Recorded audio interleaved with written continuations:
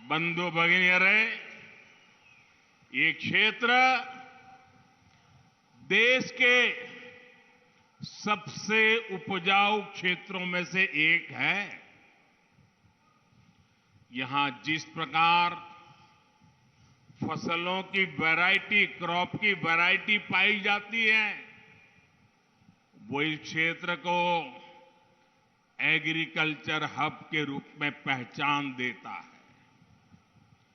कांग्रेस और बीजेपी सरकार होने से क्या अंतर आता है, इसका प्रमाण सुपारी इंपोर्ट से जुड़ी नीति है।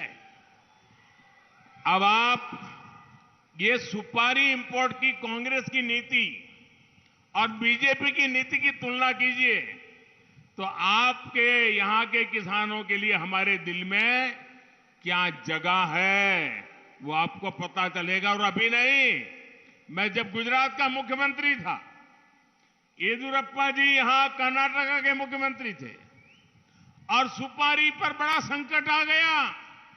येदियुरप्पा जी डेलीगेशन लेकर के गुजरात आए और मुझे कहा, मोदी जी आप मुख्यमंत्री हैं, इतनी बड़ी सरकार है, कर्नाटका के सुपारी के किसानों की मदद कीजिए।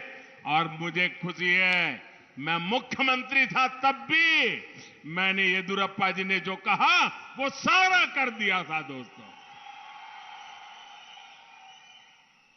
यहां के सुपारी किसान सुपारी के इंपोर्ट से होने वाले नुकसान से चिंतित थे। अब मुझे बताइए, जब इतनी सुपारी की पैदावार होती है, इतने किसान सुपारी पर अपना गुजारा करते हैं और आप विदेश से सुपारी मंगवाओगे तो भारत के किसान का क्या होगा, कर्नाटका के किसान का क्या होगा? ये यहां के किसान के साथ अन्याय है कि नहीं है? मुझे जवाब दीजिए, अन्याय है कि नहीं है? यहां के किसान के साथ धोखा है कि नहीं है? ये सुपारी के किसान के खिलाफ षड्यंत्र है कि नहीं है?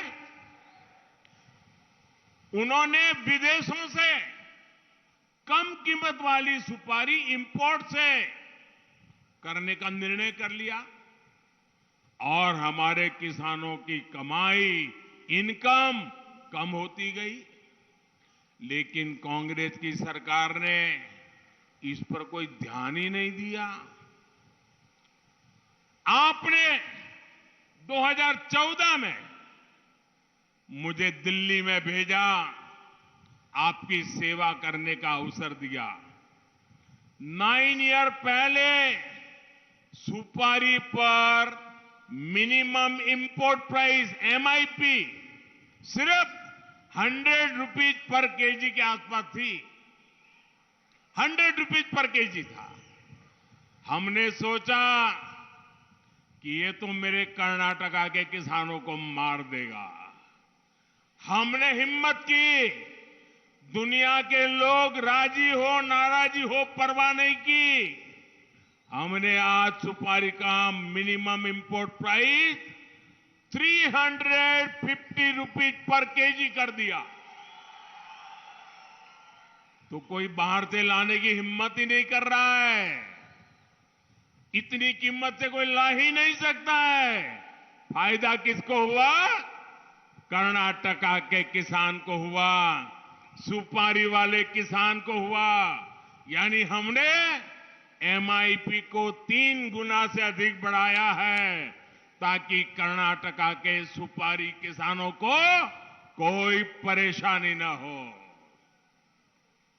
स्नेहितरे, बीजेपी सरकार एक तरफ अपने किसानों को इंपोर्ट से सुरक्षा दे रही है, वहीं दूसरी तरफ एग्रीकल्चर एक्सपोर्ट बढ़ाने के लिए भी काम कर रही है।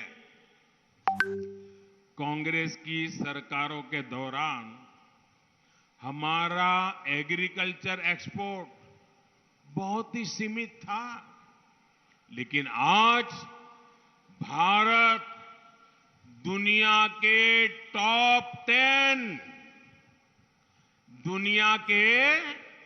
टॉप 10 एग्रीकल्चर एक्सपोर्टर देशों में पहुंच गया है।